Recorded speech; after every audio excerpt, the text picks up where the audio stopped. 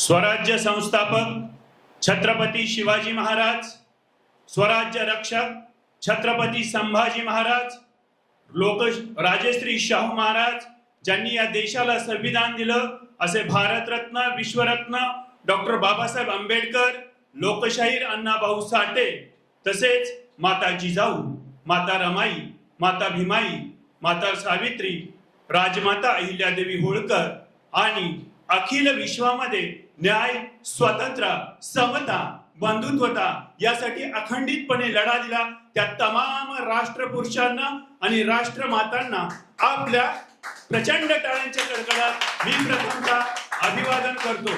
आणि आज दीपस्तंभ भाषण क्लासच्या वतीनं उपस्थित कार्यक्रमामध्ये आजच्या कार्यक्रमाचे अध्यक्ष सन्माननीय श्री रवींद्र पवार सर, तसेच भावी व्याख्याता म्हणून प्रसिद्धीस येणाऱ्या कुमारी सबुरीताई पवार या ठिकाणी उपस्थित आहेत, तसेच विचार मंचावर इतर मान्यवर आणि आज या कार्यक्रमासाठी उपस्थित असलेले भावी व्याख्याते या सर्वांना माझा प्रथम नमस्कार। माझं नाव आहे भालचंद्र आप्पासाहेब देवडकर।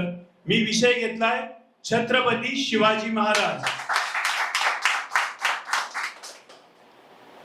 आज आपण या ठिकाणी उभा आहोत तीच खरी सुरुवात आहे। आज त्यांच्यामुळेच आपण इथं उभा आहे। मला एक वाक्य असं म्हणावंसं वाटतं, मंजिल उन्हीं को मिलती है जिनके सपनों में जान होती है, पंखों से कुछ नहीं होता यारो, हौसलों से उड़ान होती है, हौसलों से उड़ान होती है।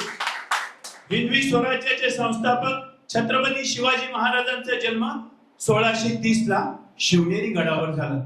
मा जिजाऊ साहेब आपल्या शोभाला वाढवत होत्या। वाढत बाळ मोठं होत होतं, पण बाळ मोठं होत असताना रामायण महाभारताच्या कथा सांगत असताना बाळाच्या मनात असं सांगितलं पाहिजे होतं, ही गुलामगिरी नष्ट करायच्या त्यासाठी तुला उभं राहायचंय। म्हणून तयार करत असतानाच अनेक मावळे आपल्याला तयार करावे लागतील। म्हणून संगड्या संघ छत्रपती शिवाजी महाराजांना खेळायला पाठवत हळूहळू संगडे गोळा झाले आणि एके दिवशी अशी घटना झाली की रानातलं जनावर यायचं आणि संपूर्ण रानातलं धान्य खाऊन जायचं। विचार पडला होता गावकऱ्यांना, यातून आपली सुटका कशी होईल। सर गावकरी मासाहेब जिजाऊ पशी आले। मासाहेब एक जनावर येतं आणि गावातील सगळं आपण जे पेरलेलं आहे ते सगळं खाऊन जातं आणि आमच्या वाट्याला काहीच येत नाही। मासाहेबांना बुद्धी सुचली। मासाहेबांच्या डोक्यात विचार आला की हीच एक संधी आहे। मग मासाहेबांनी एक दिवंडी पेटवली। जनावराला जो कोणी मारून आणेल, जनावराला कोण मारून आणेल त्याला सोन्याचं कड दिलं जाईल। आणि त्याच रात्री एक घटना घडली। 7-8 मुलं ते जनावर मारून घेऊन आले आणि मासाहेबांजवळ आले आणि आवाज दिला। तर शिपाईने सांगितलं, मासाहेब आता आराम करतात, एक काम करा तुम्ही उद्या या। तो मुलगा म्हटला, नाही मला मासाहेबांना भेटायचंय। मासाहेबांनी आवाज ऐकला आणि कोण आहे रे तिथे। त्यावेळेस त्या शिपाई म्हटला की 4 मुलं आली आणि त्यांनी जनावर आणलंय आणि ते त्यांना सोन्याचं कड देणे। आणि मासाहेबांनी थांबवलं आणि ते 4 मुलं मासाहेबांकडे गेले। मासाहेबांनी सोन्याचं कड घेतलं आणि त्या मुलांच्या हातात दिलं। ती मुलं म्हटली, मासाहेब सोन्याचं कड नकोय आम्हाला, या स्वराज्यात सामील होण्यासाठी आलोय। आणि ह्या स्वराज्यात सामील झालेल्या व्यक्तिमत्वाचं नाव होतं तानाजी मालुसरे। हा मालुसरे गड आला, पैसे गेला, या ठिकाणी ताबे आला। मित्रांनो, छत्रपती शिवरायांना 18 पगड आणि 12 बलुतेदारांचं सैन्य मिळालं म्हणून छत्रपती शिवाजी महाराज स्वराज्य उभं केलं। हे स्वराज्य स्वतःचं राज्य होतं, पुन्हा दुसऱ्याचं राज्य नव्हतं, स्वराज्यासाठी झटले होते। त्यातच एक घटना अशी घडली, 1659 चा काळ आहे।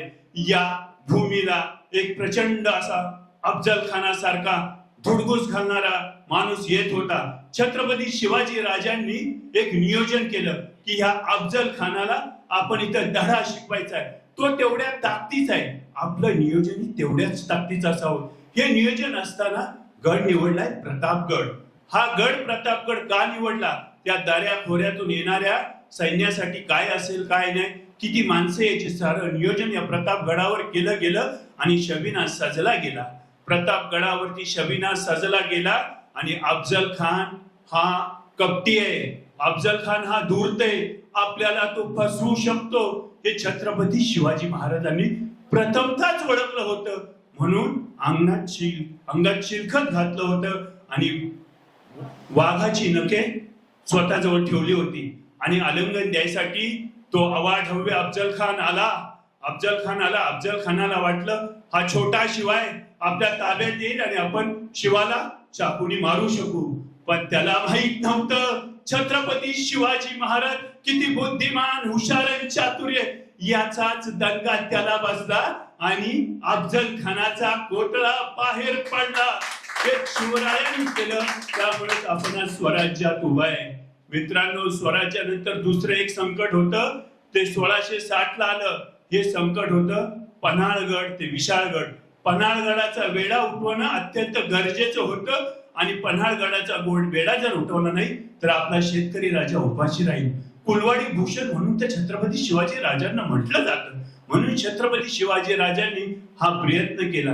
पण यामध्ये एक व्यक्तिमत्व असं आहे, त्या व्यक्तिमत्वानं स्वतः छत्रपती शिवाजी महाराजांचा वेश घातला.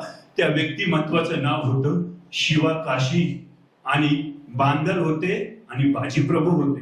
मित्रांनो, ही अत्यंत कठीण लढाई होती. ती जिंकलो त्यांच्या धाडसामुळं. त्यावेळेस सर्व मावळे राजांना म्हणाले, आता आपण विशाळगडाकडे निघावं, विशाळगडाकडे जाणं फार गरजेचं आहे. लोक म्हणायला लागले, राजे म्हणाले, एवढ्या सगळ्या मावळ्यांना सोडून मी का जाऊ. त्यावेळेस तिथले सर्व सैनिक म्हटले, लाख मेले तरी चालतील पण लाखाचा पोशिंदा जगला पाहिजे. राजा तुम्ही इथून निघून जा. शिवा काशीच्या डोळ्यात अश्रू आहेत, बांधलच्या डोळ्यात अश्रू आहेत. आणि पन्हाळगडावरून शिवाजी महाराज गेले आणि विशाळगड गाठलं. स्वराज्यासाठी जे त्यांनी प्रयत्न केले ते खूप मोठे. मित्रांनो, इथूनही फार मोठ्या गोष्टी आहेत पण ते वेळेअभावी सांगणं शक्य नाही. पण छत्रपती शिवाजी महाराजांनी स्त्रियांचा सन्मान केला.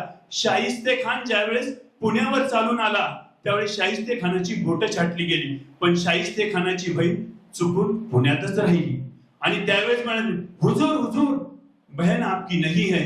पगले चिंता मत कर. ये शेर शिवा के बच्चे स्त्रियों को कुछ नहीं करते, इनके मावले कुछ नहीं करते. हा दुश्मनाला सुद्धा विश्वास होता. छत्रपती शिवाजी महाराज किती चारित्र्यवान. छत्रपती शिवाजी महाराजांमुळेच आज आपण इथं उभे आहे. भारतरत्न विश्वरत्न डॉक्टर बाबासाहेब आंबेडकर एका ठिकाणी म्हणतात, ज्यावेळेस मी घटना लिहिली त्या घटनेमध्ये माझ्या समोर फक्त एकच प्रेरणा होती, ती म्हणजे छत्रपती शिवाजी महाराज. त्यांचं अष्टप्रधान मंडळ ज्या पद्धतीने होतं त्या पद्धतीनेच मी ही प्रेरणा घेतली. आजही तुकाराम 2007 साली तुकाराम ओंबळे सारखा व्यक्तिमत्व जेव्हा कसाबला पकडतो आणि कसाब गोळ्या घालतो तो मरतो, पण त्याच्या मुलीला जेव्हा विचारलं जातं ना तर ती मुलगी म्हणते, माझे वडील रोज तू छत्रपती शिवाजी महाराजांच्या छत्रपती शिवाजी महाराजांच्या फोटोला नमस्कार करून जातात. मित्रांनो, 18 पगड 12 जण बलुतेदार बहुजनांचा हा राजा आहे. ना भूतो ना भविष्यतो असा हा राजा होणार आहे, राजा आहे. याचे विचार आपण डोक्यावर न घेता डोक्यात घेतले पाहिजे. अनेक महापुरुष घडली, त्या महापुरुषांचं चित्रांसमोर एकच चित्र आहे, प्रेरणा एकच आहे, छत्रपती शिवाजी महाराज. तर येणाऱ्या काळात छत्रपती शिवाजी महाराजांची रणनीती असेल, छत्रपती महाराजांचं जे जे अष्टपैलू व्यक्तिमत्व असेल ते आपण आपल्या हृदयात घ्यायचंय आणि येणाऱ्या काळात आपण पुढे जाऊया. एवढं बोलून मी माझ्या वाणीला विराम देतो.